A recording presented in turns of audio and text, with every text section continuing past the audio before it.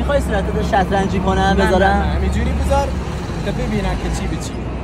خب به ما درآمد یک چیزی ایجاد تو بلوچستان هیچ چی نیست. شما الان میایید همه چیزو میفهمید.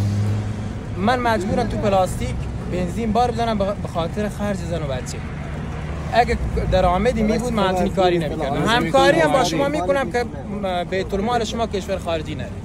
غیر از اینه سیلی دارم شوتی سوار باشی. آقا اینا جونشون کف دستشونه. به خدا از شیر مادر حلال‌تر این کار. جدی دارم میگم. اگه کار درست درمون داشتن 100 سال این کارو نمی‌کرد. چطور میتونید آدما رو قضاوت کنید؟ لاستیکش ترکیده. 2500 لیتر بنزین. در عرض چند ثانیه این اتفاق افتاده. نون‌آوری یه خانواده رفته رو هوا. به نظر شما اگه یارو مجبور نباشه این کارو میکنه؟ میگم ما از این ملت انقدر خوردیم که چیزی برای باختن نداره.